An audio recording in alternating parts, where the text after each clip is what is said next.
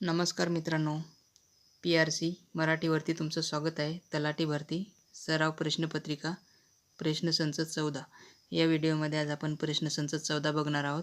पहिला प्रश्न बघूया.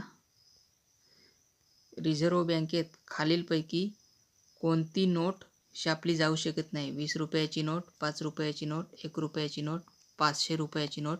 तर याचं उत्तर आहे 1 रुपयाची नोट. पर्याय क्रमांक 3, 1 रुपयाची नोट ही भारतीय रिझर्व्ह बँकेमध्ये छापली जाऊ शकत नाही.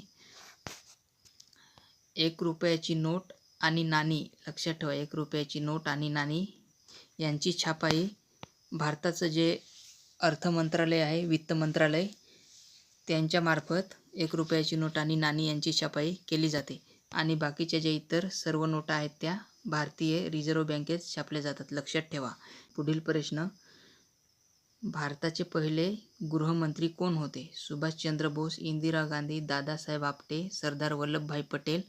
तर याचं उत्तर आहे पर्याय क्रमांक 4, सरदार वल्लभभाई पटेल हे भारताचे पहिले गृहमंत्री होते. पुढील प्रश्न.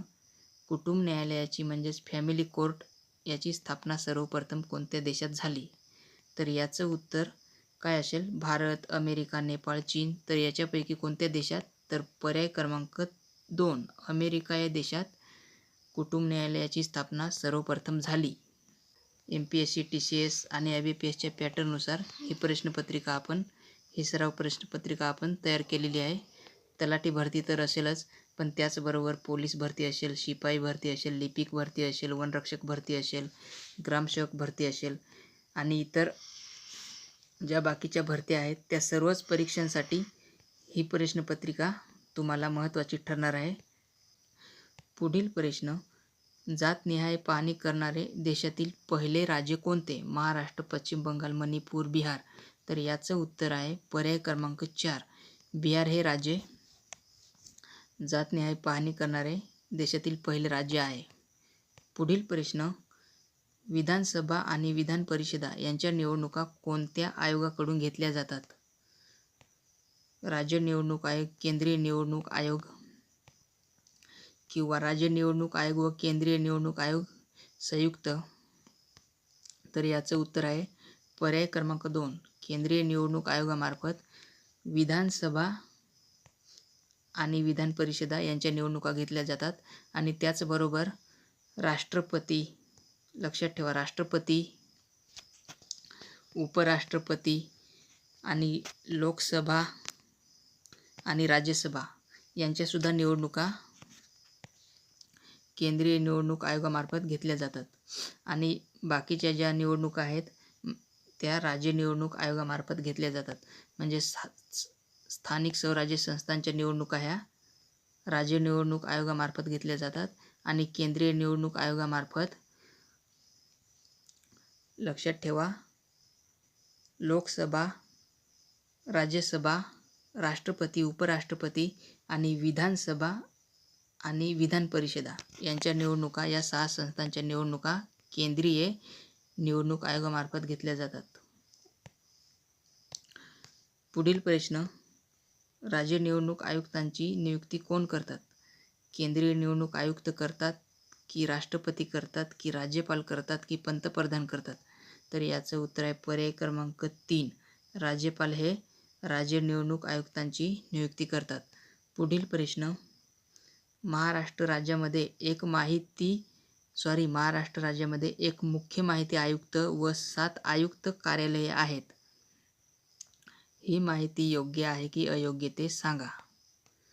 म्हणजे महाराष्ट्र राज्यामध्ये एक मुख्य माहिती आयुक्त आणि 7 आयुक्त कार्यालय आहेत. ही माहिती योग्य आहे की अयोग्य ते सांगायचं आहे. तर याचं उत्तर आहे पर्याय क्रमांक 1, वरील माहिती योग्य आहे. महाराष्ट्र राज्यामध्ये एक मुख्य माहिती आयुक्त आहे, आयुक्त कार्यालय आहे आणि 7 जी कार्यालये आहेत ती आयुक्त कार्यालये आहेत. लक्षात ठेवा.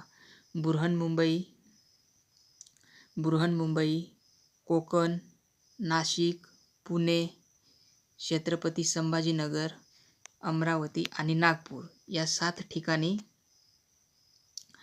आयुक्त कार्यालय आहेत. लक्षात ठेवा, आयुक्त कार्यालय आणि एक मुख्य माहिती आयुक्त कार्यालय आहे. म्हणजे एकूण राज्यामध्ये 8 आयुक्त कार्यालय आहेत. त्याच्यापैकी एक मुख्य माहिती आयुक्त आणि 7 आयुक्त कार्यालय आहेत. पुढील प्रश्न, पोक्सो कायद्यात 28 डिसेंबर 2018 रोजी सुधारणा करून खालीलपैकी तरतूद करण्यात आली. पर्याय क्रमांक 4, 12 वर्षाखालील बालकांचे लैंगिक शोषण करणाऱ्यास फाशीची शिक्षा देण्याची तरतूद करण्यात आली आहे. लक्षात ठेवा. पुढील प्रश्न, मिशन मौसम हा उपक्रम कोणत्या मंत्रालयाचा आहे?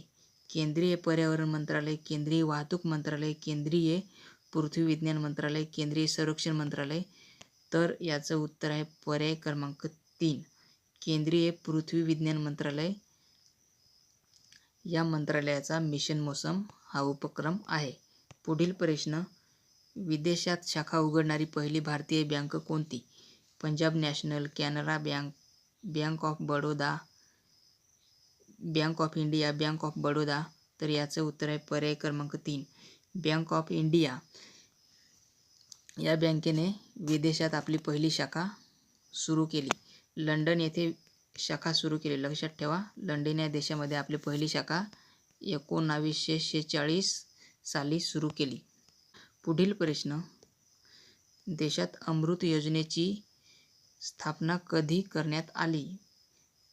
तर याचं उत्तर आहे पर्याय क्रमांक 1, 25 जून 2015 रोजी स्थापना करण्यात आली.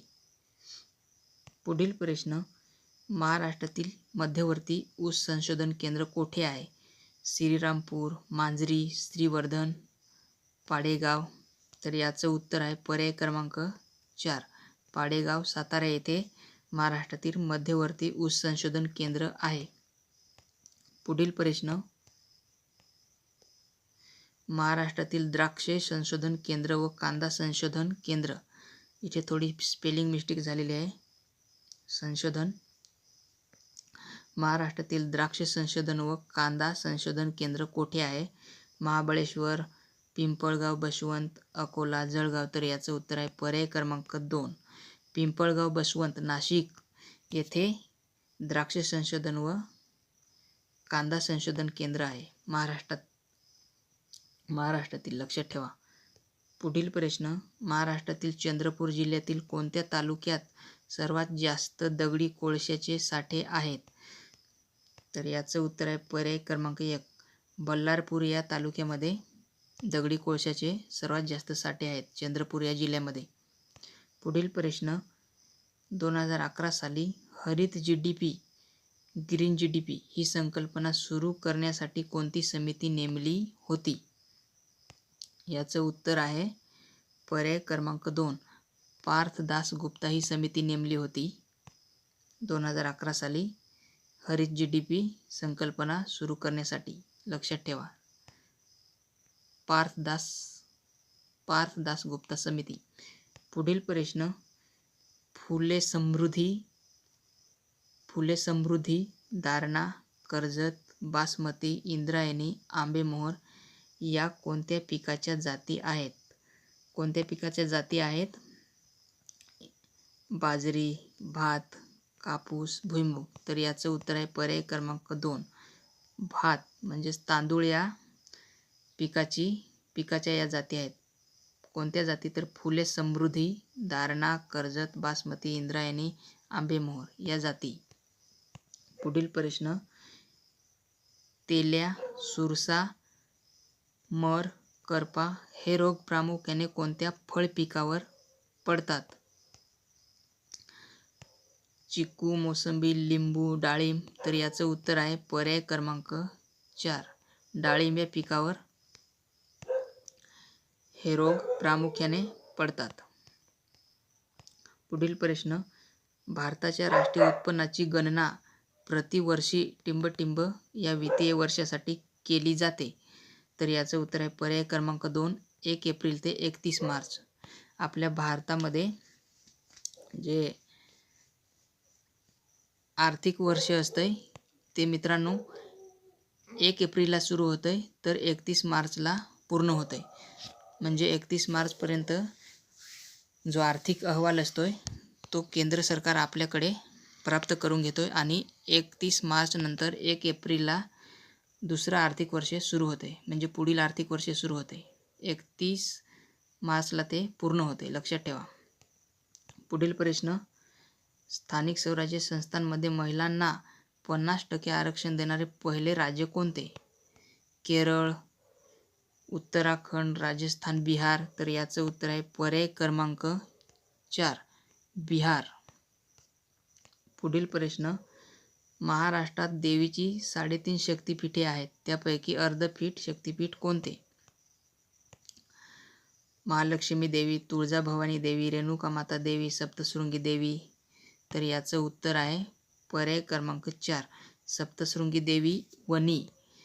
हे जे शक्तिपीठ आहे हे नाशिकमध्ये आहे, ते अर्धपीठ शक्तिपीठ आहे, लक्षात ठेवा. अर्धपीठ. सप्तशृंगी देवी वनी, नांदुरी, कळवण, नाशिक. नाशिकमध्ये सप्तशृंगी गड आहे, ते अर्धपीठ म्हणून ओळखले जाते. अर्धपीठ आहे, लक्षात ठेवा. पुढील प्रश्न, महाराष्ट्रातील कापूस संशोधन केंद्र कोठे आहे? अकोला, कसबे, डिग्रज, भाटे, सुरगाणा, नाशिक. तर याचं उत्तर आहे पर्याय क्रमांक 1, अकोला या जिल्ह्यामध्ये महाराष्ट्रातील कापूस संशोधन केंद्र आहे. तर अशा प्रकारे मित्रांनो आपण या व्हिडिओमध्ये 20 प्रश्न बघितलेले आहेत. अति महत्त्वाचे प्रश्न आहेत. जर मित्रांनो हा व्हिडिओ तुम्हाला आवडला असेल तर तुम्ही तुमच्या मित्रांना शेअर करा आणि व्हिडिओला लाईक करा. आणि आपल्या PRC मराठीवरती नवीन असाल तर PRC मराठीला सबस्क्राईब करून ठेवा आणि फॉलो करून ठेवा. भेटूया पुढच्या व्हिडिओमध्ये. धन्यवाद.